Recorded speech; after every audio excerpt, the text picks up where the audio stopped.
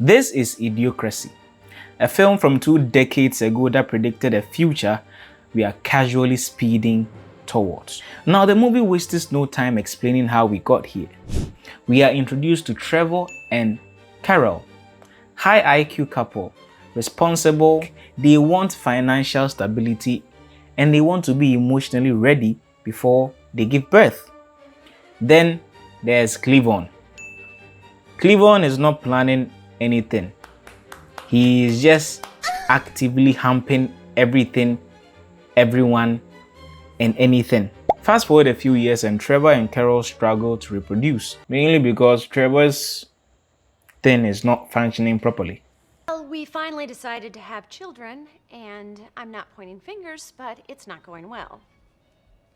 And this is helping.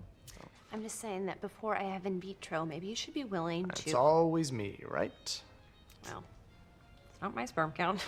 Cleavon, he is basically running a small country. At this point, I don't know the number of people this guy has brought into the world, but it's a lot of people. Fast forward a couple more years and Trevor dies. Unfortunately, Trevor passed away from a heart attack while masturbating to produce sperm for artificial insemination. But I have some eggs frozen, so just as soon as the right guy comes along,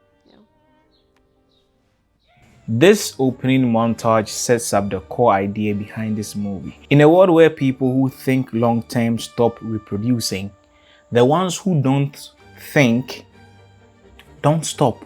And over generations, the intelligent ones end up getting outnumbered. That is the whole premise of Idiocracy. The movie follows Joe Bauers, a military librarian chosen by the government for a hibernation experiment simply because he's incredibly average. Average looks, average intelligence, average Joe. He's frozen in stasis with a prostitute called Rita, and the idea is to wake them up in a year. But things don't go as planned, because the officer in charge of the experiment gets arrested for trying to be part of a sex ring and the project is scrapped. They are forgotten for 500 years, and in that time frame, society slowly declines. Joe wakes up in the year 2505 in a dystopian world that has collapsed into pure stupidity. The world has turned into a giant trash can because humanity is incapable of solving its basic problems like garbage disposal. He meets this guy, Doofus. Well, Doofus isn't his actual name, but it is only fitting because this guy is so incredibly stupid that Doofus is very, very, very appropriate for this guy. So we are going to call him Doofus. The only form of entertainment that people in this world pay attention to is one of either violence, brain rot, or is overly sexualized. Doesn't that sound eerily familiar to the kind of content that is being mass produced and consumed today? I mean, look at your algorithm. Tell me I'm lying. The people in this world are so stupid and comfortable in their stupidity that they don't even get up to go to the toilet anymore. The toilets are integrated right into their couches. Jesus Christ. Funny fact, during the 1640s, King Louis XIV also had a throne that has the same toilet feature, where he would relieve himself whilst attending to matters in court. So I'm sure that's where the idea comes from. Anyway, back to our movie. The language has deteriorated to the point where it's just a mixture of noises and grunts. And I'm sure it started with LOL, Lamau, IKR, Sup, what you doing?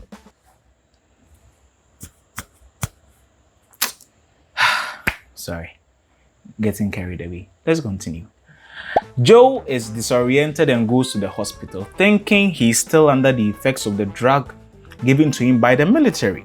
He finds out it's 500 years in the future and he panics. He's like, oh shit, it was supposed to be only a year. Like, everybody I know is dead. I'm fucked. You're all dead. Everybody I know almost dead! Oh my God! He's later arrested for not having an identification tattoo and is sent to court, where he finds out that Doofus is his appointed lawyer. What? What the fuck? This guy is incredibly dumb, and he is, in this society's measuring, he is smart enough to be a practitioner of law. This guy can't even form constructive sentences. With Doofus being his lawyer, he knows he's royally fucked. The judge, the prosecutor, and his own lawyer thinks he sounds gay and is sentenced to prison. Now, prosecute him. Why you think you done it? Okay, number one, Your Honor. Just look at him. He talks like a fag, too. Now, someone would ask, why didn't they try to stop this decline of intelligence in that 500-year span? They did. They did. But you see, the scientists in this movie, they were too preoccupied trying to stop male hair loss and prolonged erections. I'm not even joking. I could not make this shit up even if I wanted to. That was their primary focus.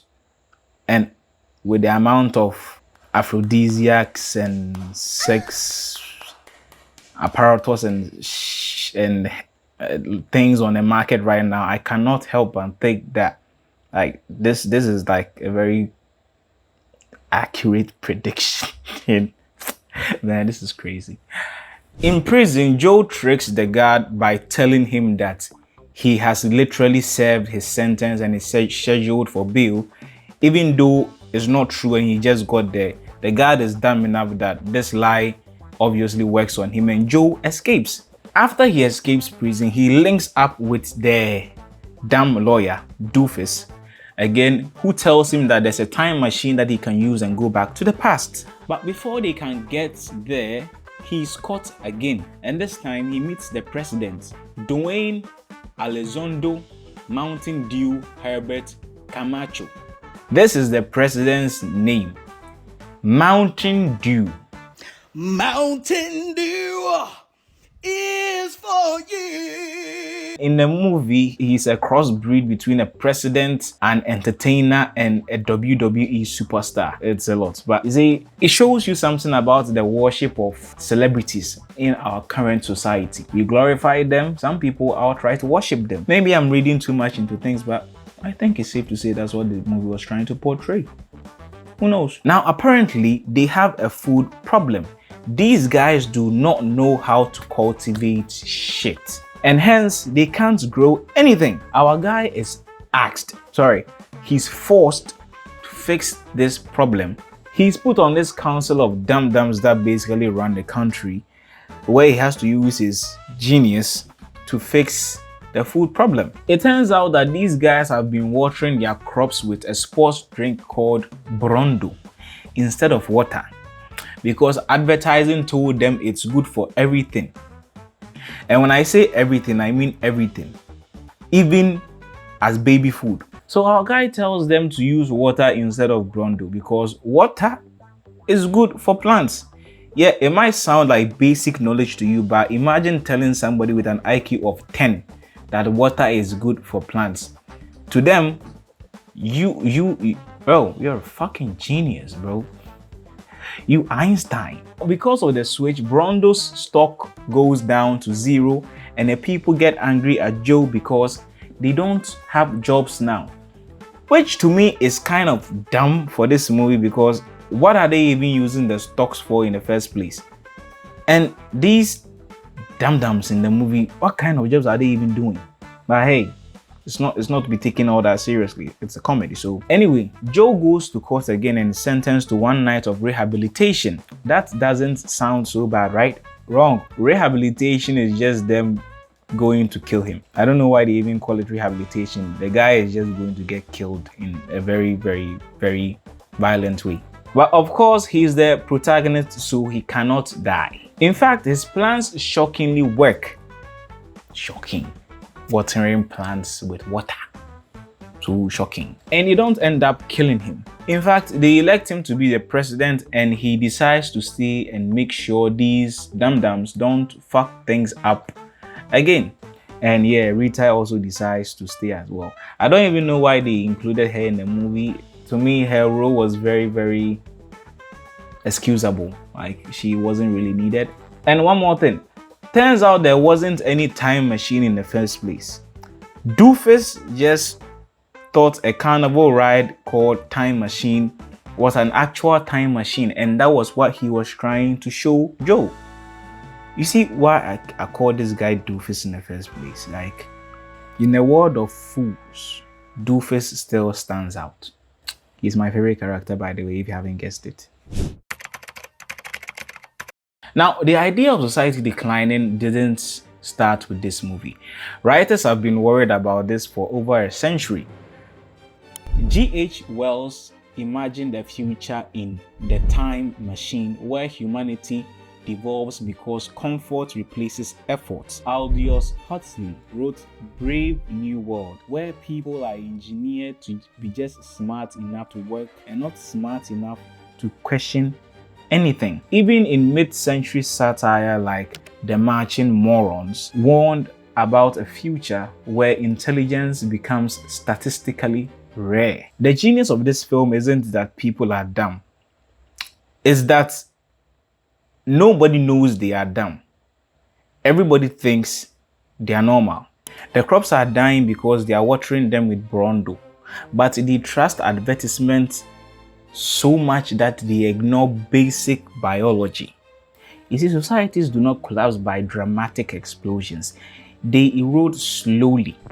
Well, Pompeii and Hiroshima, they kind of went boom, but you get what I mean. In anti-intellectualism, education gets less funding and attention, entertainment gets louder, algorithms reward bullshit and brain rot, and thinking becomes you're trying too hard. And slowly, intelligence stops being aspirational, then it becomes optional, then it becomes rare, and along the line, it becomes threatening to everyone who is dumb. That is the trajectory that Idiocracy was pointing at. Not World War III, not us being ruled by aliens. It was pointing at cultural drift, neglect, and the normalization of nonsense. I mean, if the fact that we, Gen Z, are the first generation in history to be dumber than our previous generation isn't a wake-up call for you and doesn't ring any bells in your head that we are heading in a certain direction, then I do not know what exactly is going to wake you up. We are on a course for doom. You're going to die. But hey, inshallah vibes, eh? Inshallah vibes. Anyway, Idiocracy is a cool movie. You should really check it out. Sorry, sore truth. You should really check it out. The name's Liman. Subscribe to the channel. This is Get Your Popcorn. Catch you in the next interesting movie I find. Until next time. Bye.